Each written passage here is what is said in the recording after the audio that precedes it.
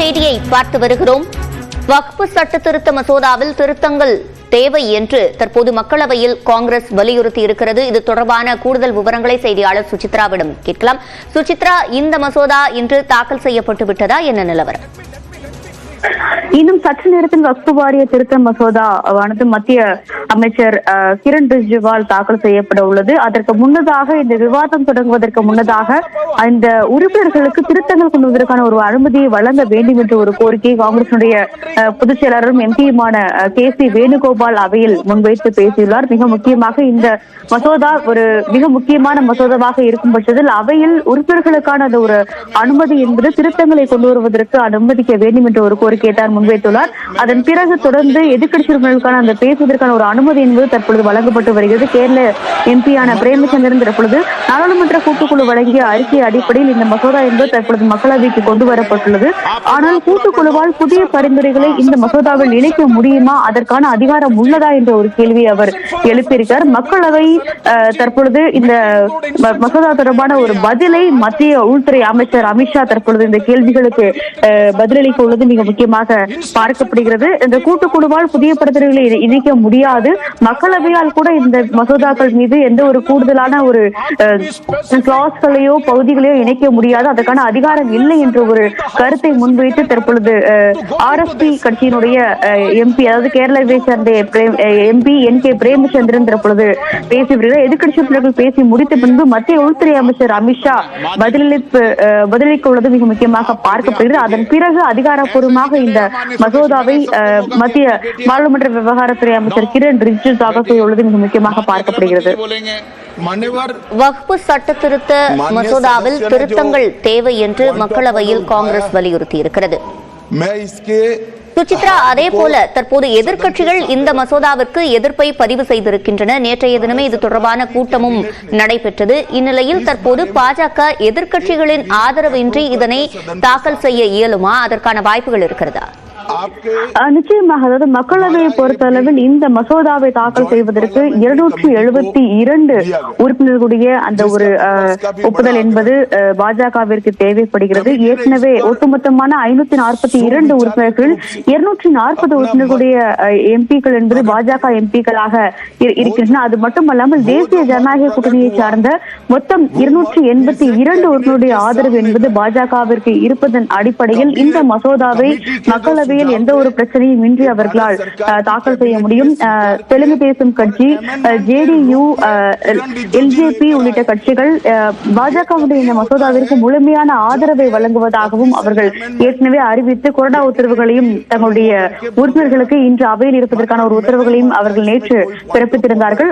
அது மட்டுமல்லாமல் ஏற்கனவே ஒட்டுமொத்தமாக JDU-விலிருந்து 12 உறுப்பினர்கள், தெலுங்கு தேசம் கட்சியிலிருந்து 16 உறுப்பினர்கள், ராம்விலாஸ் பாஸ்வானுடைய LJP கட்சியிலிருந்து 5 உறுப்பினர்கள், ராஷ்டிரிய லோக்தள் தளத்தின் கட்சியினுடைய 2 உறுப்பினர்கள், சிவசேனாவினுடைய சிந்தை தளத்தினுடைய 7 எம்பிக்கள் மட்டுமல்லாமல் சிறிய பிராந்திய கட்சிகளுடைய மொத்தம் 6 உறுப்பினர்களையும் சேர்த்து மொத்தம் 282 உறுப்பினருடைய ஆதரவு என்பது தேசிய ஜனநாயக கூட்டணிக்கு, குறிப்பாக பாஜக அரசிற்கு இருக்கிறது. அதன் அடிப்படையில் இந்த மசோதா என்பது இன்று விவாதத்திற்கு பிறகு மக்களவையில் நிறைவேறும் என்றும் எதிர்பார்க்கப்படுகிறது. அதன் பிறகு நாளை அதன் மீதான விவாதம் என்பது மாநிலங்களவையிலும் நடைபெற உள்ளது. 2 அவைகளிலுமே சுமார் 8 மணி நேரம் இந்த விவாதம் நடத்துவதற்கான ஒரு அனுமதியை நாடாளுமன்ற விவகாரத்துறை அமைச்சகம் அறுவல் ஆய்வு குழுவினுடைய கூட்டத்தின் பொழுது வழங்கியுள்ளது மிக முக்கியமாக பார்க்கப்படுகிறது. திமுகவின் சார்பாக மூத்த உறுப்பினர்களான ராசா மற்றும் செல்வ கணபதி ஆகிய 2 பேருமே இந்த மசோதாவின் மீது இன்று பேச உள்ளது மிக முக்கியமாக பார்க்கப்படுகிறது. தற்போது என்னென்ன திருத்தங்களை மேற்கொள்ள வேண்டும் என்று காங்கிரஸ் வலியுறுத்துகிறது? மிக முக்கியமாக காங்கிரஸ் கட்சியுடைய திட்டங்களை பொறுத்த அளவில், அதாவது இந்த வக்ஃபினுடைய மாநில வக்ஃப் வாரிய குழுவை பொறுத்த அளவில் இஸ்லாமியர்கள் அல்லாதோரை இணைப்பதற்கான ஒரு கடும் எதிர்ப்பை காங்கிரஸ் உள்ளிட்ட கட்சிகளானது முன்வைத்து வருவது மிக முக்கியமாக பார்க்கப்படுகிறது. ஏற்கனவே இந்த நாடாளுமன்ற கூட்டுக்குழுவினுடைய அந்த ஒரு ஆலோசனையின் பொழுதும் அவர்கள் கடுமையான ஒரு எதிர்ப்பை முன்வைத்தார்கள். இந்த மசோதாவின் மீது கடுமையான முழு எதிர்ப்பையும் முன்வைப்பதாக கூறித்தான் தற்பொழுது KC வேணுகோபால் இந்த ஒரு அவருடைய கருத்தை இன்று பேச தொடங்கினார். எதிர்க்கட்சிகள் முழுமையாக எதிர்க்கிறது. தேவையான மாற்றங்கள் என்பது எதிர்க்கட்சிகளுடைய கோரிக்கை அடிப்படையில் செய்யப்படவில்லை என்ற ஒரு குற்றச்சாட்டை அவர்கள் முன்வைத்திருக்கிறார்கள். அது மட்டுமல்லாமல் ஏற்கனவே 1995 ஆண்டு முதல் இருந்து வந்த அந்த வக்ஃபு சட்டத்தினுடைய பல அம்சங்கள் இந்த மசோதாவில் இருந்து நீக்கப்பட்டுள்ளது. மூன்றாவது நபர்களை வக்ஃபு வாரிய சொத்துக்களை நிர்வகிக்கும் பொறுப்பிற்கு கொண்டு வரக்கூடாது. இஸ்லாமியல் அல்லாதவர்களை இந்த பொறுப்பிற்கு இந்த நிர்வகிக்கும் குழுக்களில் இணைக்கக்கூடாது உள்ளிட்ட திருத்தங்களை தான் கொண்டு வருவதற்கான ஒரு அனுமதி என்பது வழங்கப்பட வேண்டும் என்ற ஒரு கோரிக்கையாக காங்கிரஸ், திமுக உள்ளிட்ட எதிர்க்கட்சிகள் சார்பாக முன்வைக்கப்பட்டுள்ளது. மிக முக்கியமாக பார்க்கப்படுகிறது. இதில் மிக முக்கியமான ஒன்றென்றால் இதே கோரிக்கையை பாஜகவுடைய கூட்டணியில் இருக்கக்கூடிய தெலுங்கு தேசம் கட்சியும் இன்றைய விவாதத்தில் கொண்டு முன்வைப்பதற்கான வாய்ப்புகள் இருப்பதாக கூறப்படுகிறது. முழுமையான ஆதரவு என்பது தற்பொழுது நாடாளுமன்றத்தில் நாடாளுமன்ற விவகாரத்துறை அமைச்சர் கிரண் ரிஜிஜு மக்கள் அந்த மசோதாவை தாக்கல் செய்து வரும் காட்சிகளை நம்மால் நேரடியில் பார்க்க முடிகிறது தற்பொழுது. சுசித்ரா, அதே போல தமிழ்நாட்டை பொறுத்தவரையில் அதிமுக இந்த சட்ட திருத்த மசோதாவிற்கு ஆதரவளிக்க போகிறதா அல்லது நிராகரிக்க போகிறதா என்பதும் முக்கியத்துவம் வாய்ந்ததாக பார்க்கப்படுகிறது. அதிமுக தரப்பில் என்ன சொல்லப்படுகிறது? வக்ஃபு வாரிய திருத்த மசோதாவிற்கு அதாவது குறிப்பாக அதில் திருத்தம் தேவை, மாற்றங்கள் செய்யப்பட வேண்டும் என்ற ஒரு கருத்தை அதிமுக கொண்டு வந்தாலும் மாநிலங்களவையில் அதனுடைய உறுப்பினர்கள் இதன் மீதான வாக்களிப்பில் இருந்து அப்சென்ட் செய்ய உள்ளதாக முதற்கட்ட தகவலானது வெளியாகி இருக்கிறது. மக்களவையில் அதிமுகவிற்கு உறுப்பினர்கள் இல்லை என்றாலும் மாநிலங்களவையில் நாளைய விவாதத்தின் பொழுது அவர்கள் வாக்கெடுப்பில் பங்கெடுக்காமல் அப்சென்ட் செய்வதற்கான வாய்ப்புகள் இருப்பதாக கூறப்படுகிறது. ஒரு வெளிப்படையான நிலைப்பாட்டை தற்பொழுது வரை நாடாளுமன்றத்தில் இந்த வக்ஃபு வாரிய மசோதா மீதான ஒரு அறிவிப்பையும் அவர்கள் மேற்கொள்ளவில்லை என்றாலும் தமிழ்நாட்டினுடைய அந்த வக்ஃபு வாரிய தீர்மானத்திற்கு அவர்கள் ஒரு ஆதரவை அளித்திருந்தார்கள். இருந்தாலும் நாளைய வாக்கெடுப்பின் பொழுது அதிமுக இதில் பங்கேற்காது அப்சென்ட் செய்யப்படுவதற்கான வாய்ப்புகள் தான் இருப்பதாகவும் தற்பொழுது கூறப்படுகிறது. சுசித்ரா, அதே போல இந்த வக்ஃபு வாரிய மசோதா தொடர்பாக பேசுவதற்காக 8 மணி நேரம் எம்பிக்கள் அவையில் இருக்க வேண்டும் என்றும் கூறப்பட்டிருந்தது. இந்நிலையில் எதிர்க்கட்சிகள் என்னென்ன கருத்துக்களை இதில் முன்வைக்க இருக்கிறார்கள்?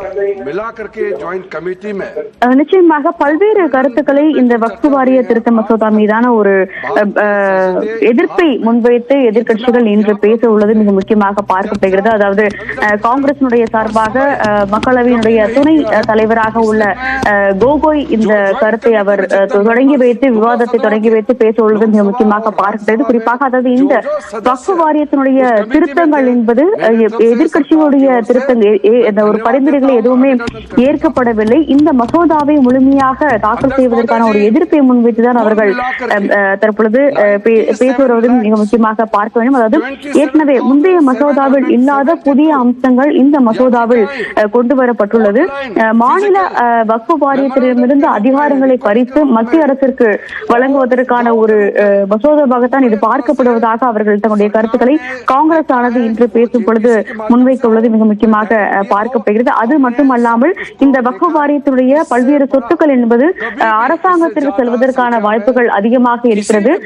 விதிமுறைகளை மீறி சொத்துக்களை ஆள்வதற்கான ஒரு ஆவணங்கள் நிரூபணம் செய்வதற்கான ஒரு ஆவணங்கள் என்பது கட்டாயம் தேவை என்பது உள்ளிட்ட புதிய அந்த பரிந்துரைகள் என்பது ஏற்புடையதாக இல்லை என்ற ஒரு கருத்தையும் அவர்கள் இன்று பதிவு செய்ய உள்ளார்கள். அதாவது பதிவு செய்யப்படாத சொத்துக்களை அரசு கையகப்படுத்தும் பிரிவு என்பது ஏற்புடையதாக இல்லை. ஒரு வக்ஃபு வாரியத்திற்கு சொந்தமான ஒரு மசூதிக்கு சொந்தமான சொத்துக்களை எவ்வாறு கைப்பற்ற முடியும் என்ற ஒரு கேள்வியும் அவர்கள் எழுப்பியிருக்கிறார்கள். அது மட்டுமல்லாமல் வக்ஃபு வாரியத்தினுடைய அந்த தீர்ப்பாயத்திற்கு எதிரான உத்தரவுகள் என்பது உயர்நீதிமன்றம் உள்ளிட்ட நீதிமன்றங்கள் நாடுவதற்கான ஒரு முழு அதிகாரமும் தற்பொழுது இந்த புதிய மசோதாவின் கீழ் வழங்கப்பட்டுள்ளது மிக முக்கியமாக பார்க்கப்படுகிறது. 44 திருத்தங்களுடன் 15 வக்ஃபு திருத்த மசோதா என்பது நேற்று அவை உறுப்பினர்களுக்கு வழங்கப்பட்ட நிலையில் அதன் மீதான ஒரு எதிர்ப்பு கருத்துக்களையும் ஏற்கனவே எதிர்க்கட்சிகள் முன்வைத்திருக்கிறார்கள். இன்று அவையில் பேசும் பொழுதும் அவர்கள் அதைத்தான் முன்வைக்க உள்ளது மிக முக்கியமாக பார்க்கப்படுகிறது. அது வக்ஃபு மேல்முறையீட்டு தீர்ப்பாயத்தில் மாவட்ட நீதிபதி என்பவர் தலைவராகவும் மாநில அரசினுடைய இணைச் செயலர் உறுப்பினராகவும் செயல்படுவார் என்ற ஒரு புதிய திருத்தம் என்பது இந்த மசோதாவில் கொண்டு வரப்பட்டுள்ள அதற்கு கடுமையான எதிர்ப்புகளை காங்கிரஸ், IUML அதாவது குறிப்பாக இந்தியன் யூனியன் முஸ்லீம் லீக் கட்சியானது முன்வைக்கும் என எதிர்பார்க்கப்படுகிறது. ஏற்கனவே நாடாளுமன்றத்தினுடைய கூட்டுக்குழுடைய அந்த ஒரு ஆலோசனையின் பொழுது IUML கட்சி இதனுடைய உறுப்பினர்கள் அது இணைக்கப்படாததற்கு கடுமையான ஒரு எதிர்ப்பை எதிர்க்கட்சிகள் முன்வைத்த நிலையில் இன்று மக்களவையிலும்